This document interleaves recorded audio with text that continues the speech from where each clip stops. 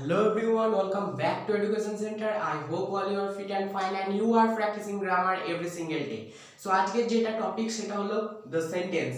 আমরা পার্ট 1 টা আগের দিন দেখেছি the sentence এর, আজকে হ্যাঁ ঠিক পার্ট 2 টা নিয়ে চলে এসেছি। So let's start for the video. So প্রথমে আমরা আজকে যে বিষয়টা নিয়ে সেন্টেন্সের যে বিষয়টা নিয়ে আলোচনা করব সেটা হলো আমরা আগের দিনে উল্লেখ করেছি সেই দুটো নাম হচ্ছে অ্যাফার্মেটিভ সেন্টেন্স আর negative sentence. Okay, so affirmative sentence আর নেগেটিভ সেন্টেন্স নিয়ে প্রথমে আমরা আলোচনা করব, ঠিক আছে। সো প্রথমে আমরা লিখলাম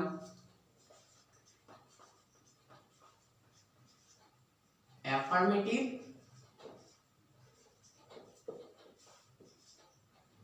আর 1 নম্বর আর 2 নম্বর হচ্ছে নেগেটিভ। 2 নম্বর হচ্ছে নেগেটিভ। ওকে, সো 1 নম্বর হচ্ছে অ্যাফার্মেটিভ আর 2 নম্বর হচ্ছে নেগেটিভ। ওকে, সো অ্যাফার্মেটিভ বা কি আর নেগেটিভ বা কি? এক কথায় অ্যাফার্মেটিভ মানে হলো হ্যাঁ বাচক বাক্য আর নেগেটিভ মানে হলো না বাচক বাক্য। ওকে, তো সংজ্ঞাটা ফার্স্টে আমরা এই দুটো লিখে নিই। সংজ্ঞা মানে খুবই ছোট একটা সেন্টেন্স। হ্যাঁ বাচক বাক্যকে অ্যাফার্মেটিভ বাক্য বলে। ওকে, হ্যাঁ বাচক বাক্যকে অ্যাফার্মেটিভ বাক্য বলে বা অ্যাফার্মেটিভ সেন্টেন্স বলে, অ্যাফার্মেটিভ সেন্টেন্স বলে। ঠিক আছে, হ্যাঁ বাচক বাক্যকে অ্যাফার্মেটিভ সেন্টেন্স বলে। ওকে, সো হ্যাঁ বাচক বাক্য অর্থাৎ অ্যাফার্মেটিভ সেন্টেন্স মানে একটা এক্সাম্পল আমরা দেখব। এক্সাম্পল, সো এক্সাম্পল একটা কি রকম হতে পারে? হ্যাঁ বাচক, যে কোনো হ্যাঁ বাচক বাক্যই হচ্ছে অ্যাফার্মেটিভ সেন্টেন্স, যে কোনো হ্যাঁ বাচক বাক্য। সো আমরা যে দেখলাম যে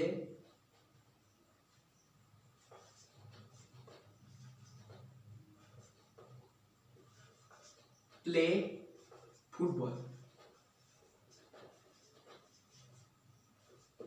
প্লে ফুটবল, ফুটবল খেলো, ফুটবল খেলো। ঠিক আছে, এটা হচ্ছে একটা হ্যাঁবাচক বাক্য যেটা তোমাকে বা কাউকে বলা হচ্ছে যে ফুটবল খেলো। ওকে, সো এরপর নাবাচকেরটা দেখি। প্রথমে সংজ্ঞাটা লিখে নি। নাবাচক বাক্যকে বলে নেগেটিভ সেন্টেন্স। ওকে, নাবাচক বাক্যকে বলা হয় নেগেটিভ সেন্টেন্স। সো নাবাচক বাক্য, এটাই আমরা নাবাচক বাক্য করতে পারবো। প্লে ফুটবল, এটা কি হতে পারে? ডোন্ট প্লে ফুটবল বা do not play football. Don't play football. Okay, so নাবাচক বাক্যকে বলা হয় নেগেটিভ আর নেগেটিভ সেন্টেন্স, আর নেগেটিভ সেন্টেন্সের একটা উদাহরণ হলো ডোন্ট প্লে ফুটবল বা do not play football. Okay, so এরপর আমরা অ্যাফার্মেটিভ আর নেগেটিভ সেন্টেন্সটা খুব ছোট, তাই আমরা বুঝতে পেরে যাবো। আশা করি এটা নিয়ে কোনো অসুবিধা নেই। এরপর যেটা আমরা দেখব সেটা আমরা দেখব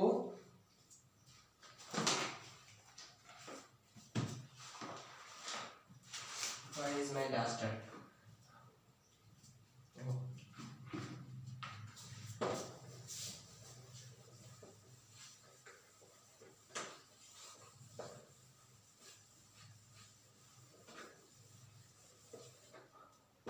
সো এরপর আমরা যেটা দেখব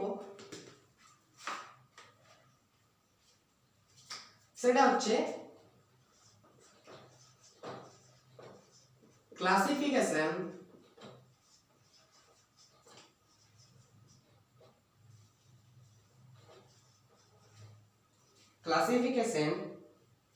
of sentence, classification of sentence। Classification of sentence মানে হলো অর্থ বা গুণ অনুসারে যেটাকে বিচার করা হয় সেন্টেন্স, সেই রকম হচ্ছে ক্লাসিফিকেশন অফ সেন্টেন্স, মানে অর্থের দিক থেকে বা গুণ বিচার করে যে সেন্টেন্স। ওকে, তো এই ক্লাসিফিকেশন অফ সেন্টেন্স কয় প্রকার সেটা আমরা দেখব। ক্লাসিফিকেশন অফ সেন্টেন্স হচ্ছে তিন প্রকার। ফার্স্ট হচ্ছে সিম্পল সেন্টেন্স,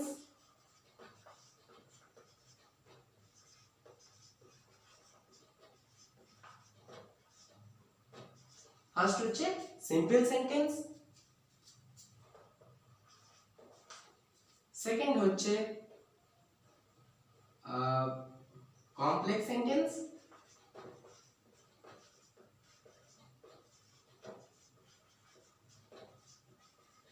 এন্ড থার্ড হচ্ছে compound sentence.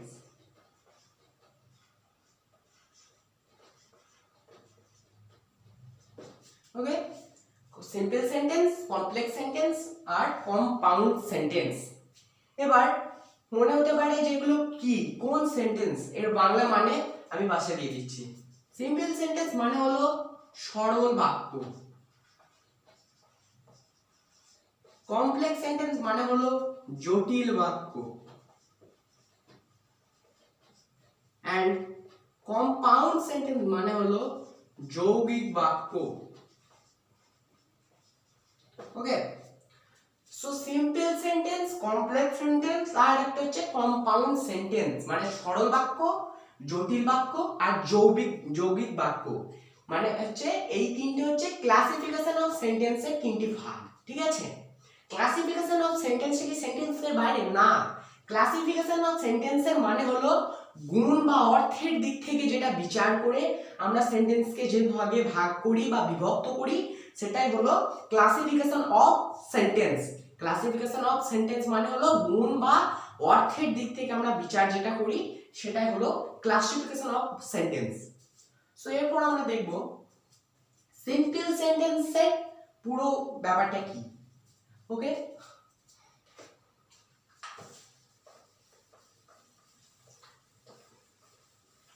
So simple sentence এটা নিয়ে ফার্স্ট আমাদের আলোচনার বিষয়। সিম্পল, আমি সিম্পলি লিখি simple sentence. Okay, so simple সেন্টেন্সের ফার্স্ট আমরা যেটা জানবো সেটা হলো সংজ্ঞা। সিম্পল সেন্টেন্সের সংজ্ঞা হলো যে সেন্টেন্সে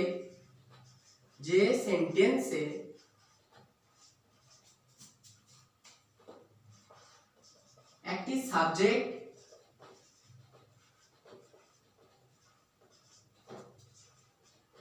ও একটি ফাইনাইট ভার্ব থাকে তাকে বলে সিম্পল সেন্টেন্স। ওকে, আমি শুধু সিম্পল লিখলাম।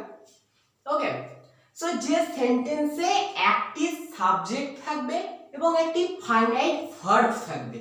ওকে, যে সেন্টেন্সে একটি সাবজেক্ট থাকবে মানে একটা কর্তা থাকবে আর একটি ফাইনাইট ভার্ব থাকবে। ওকে, সো আমরা একটা एग्जांपल দেখে নিই। সো एग्जांपल হলো, एग्जांपल আমরা যেরকম দিতে পারি যে Rahul is a good player. Rahul is a good player. Rahul হয় একটি ভালো খেলোয়াড়। রাহুল হয় একজন ভালো খেলোয়াড়। ওকে, সো রাহুল হয় একজন ভালো খেলোয়াড়। এখানে একটি সাবজেক্ট আছে রাহুল এন্ড একটা ফাইনাইট ভার্ব আছে হলো গুড। ফাইনাইট ভার্বটা কি হলো গুড। ওকে, সো সিম্পল সেন্টেন্স এটা। এরপর আমরা দেখব কমপ্লেক্স সেন্টেন্স বা জটিল বাক্য। কমপ্লেক্স সেন্টেন্স বা জটিল বাক্য। ওকে, সো আমরা লিখলাম কমপ্লেক্স। ফার্স্টে আমরা সংজ্ঞা দেখে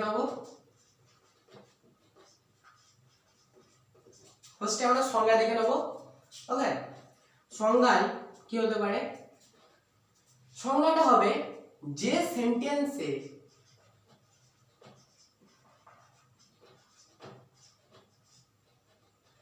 সেন্টেন্সে একটি প্রিন্সিপাল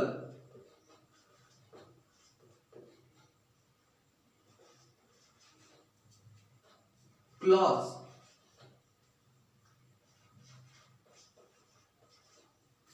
যে সেন্টেন্সে একটি প্রিন্সিপাল ক্লজ এবং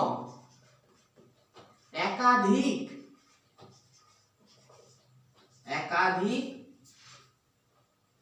সাবঅর্ডিনেট ক্লজ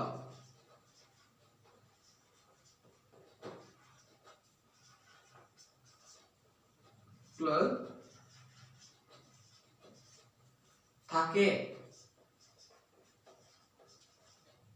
তাকে কমপ্লেক্স সেন্টেন্স বলে। সো আমরা দেখে নিই ভালো করে একবার সংজ্ঞাটা। যে সেন্টেন্সে একটি প্রিন্সিপাল ক্লজ বা একাধিক সাবঅর্ডিনেট ক্লজ থাকে। প্রিন্সিপাল ক্লজ মানে হলো প্রধান যে ক্লজটি, আর সাবঅর্ডিনেট ক্লজ মানে অপ্রধান ক্লজ বা অপ্রধান বাক্যাংশ। ঠিক আছে, সো এটার আমরা একটা एग्जांपल দেখে নিই যে সেন্টেন্সে একটা প্রিন্সিপাল ক্লজ থাকবে আর একাধিক সাবঅর্ডিনেট ক্লজ থাকবে। ওকে, আমরা एग्जांपल একটা দেখে নিই। This is the mobile which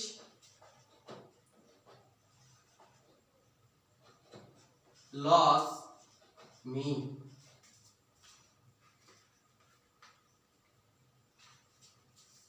বা which lost me যদি না দিয়ে আমরা লিখি যে which I lost. This is the mobile which I lost.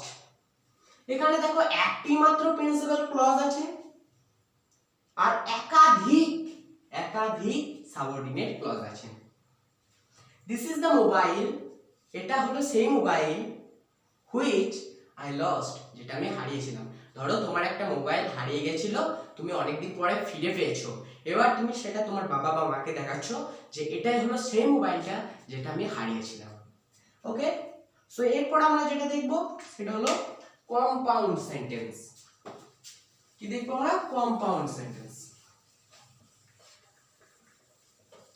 Okay, so compound sentence. Compound ফার্স্টে আমরা সংজ্ঞা দেখব, সংজ্ঞায় কি বলে সেটা দেখব। কম্পাউন্ড সেন্টেন্সের সংজ্ঞাটা হলো যে সেন্টেন্সে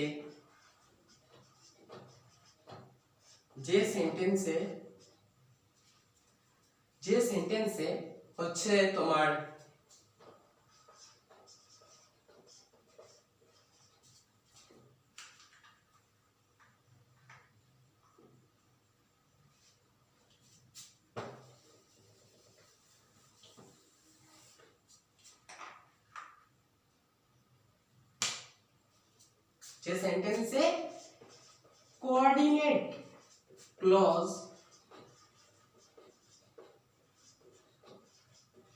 যে সেন্টেন্সে কোঅর্ডিনেট ক্লজ বা ততোধিক সম্পর্কযুক্ত পরোক্ষভাবে সম্পর্কযুক্ত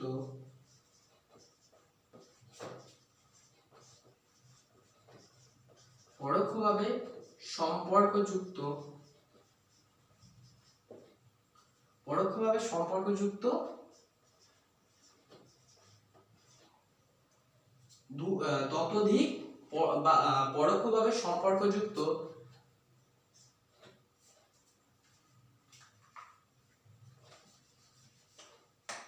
স্বাধীন বাক্যাংশ থাকে। ওকে, স্বাধীন বাক্যাংশ থাকে তাকে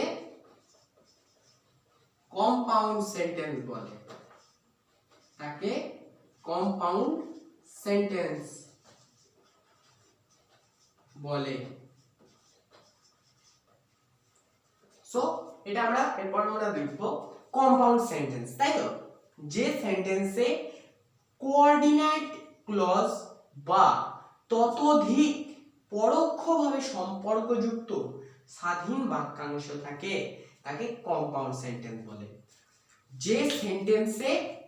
যে সেন্টেন্সে কোঅর্ডিনেট ক্লজ বা ততোধিক পরোক্ষভাবে সম্পর্কযুক্ত স্বাধীন বাক্যাংশ থাকে তাকেই বলা হয় কম্পাউন্ড সেন্টেন্স।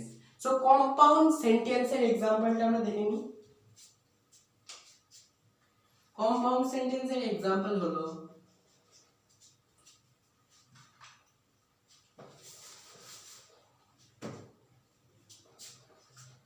I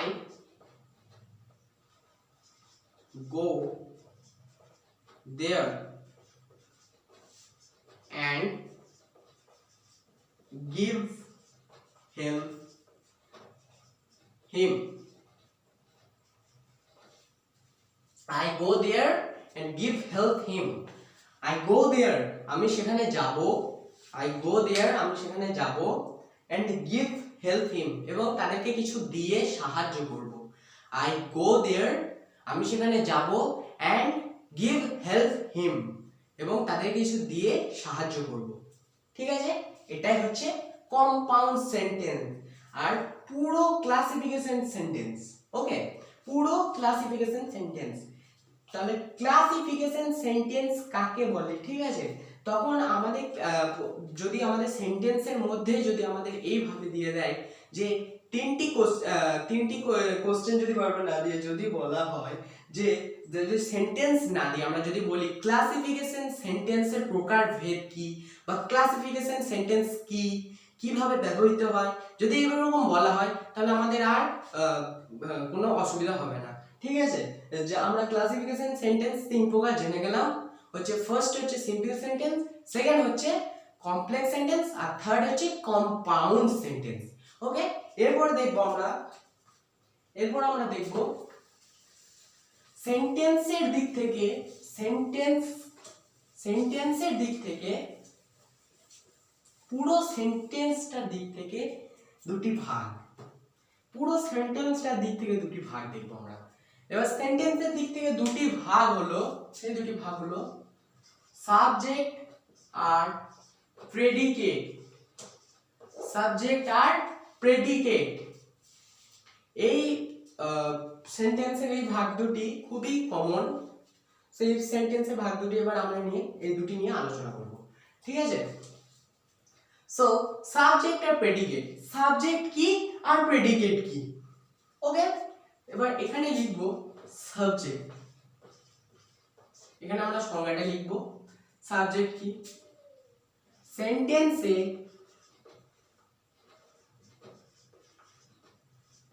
বা বাক্যে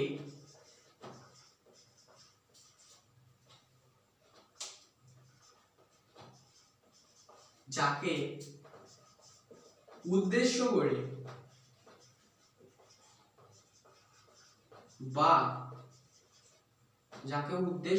বা যার সম্পর্কে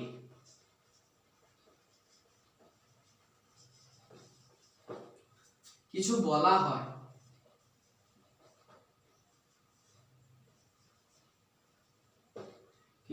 হয় তখন তাকে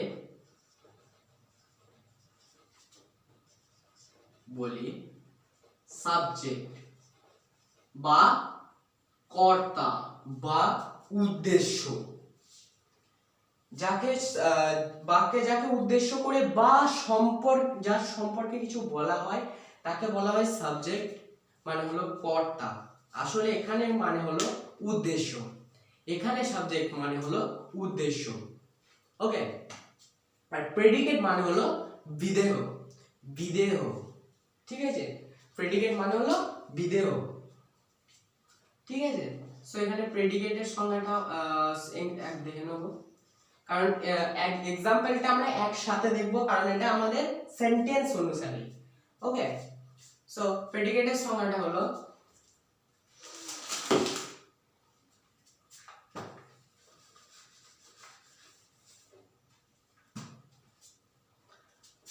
সেন্টেন্সে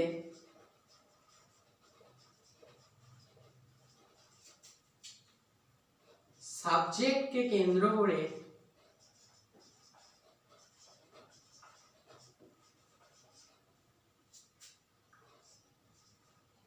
বা তার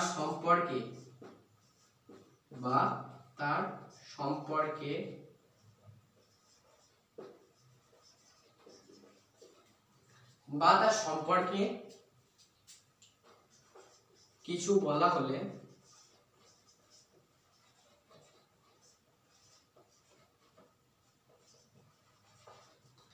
তাকে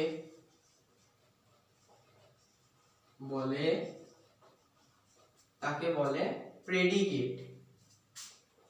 ওকে, তাকে বলা হয় প্রেডিকেট।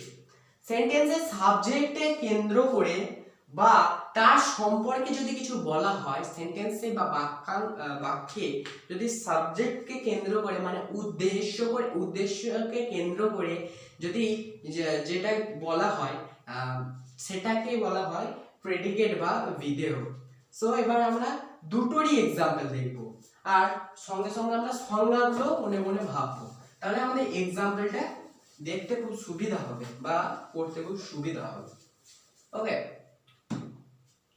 সো আমরা দেখলাম একটা গোটা সেন্টেন্স আমরা লিখবো, ঠিক আছে। রোহান ইজ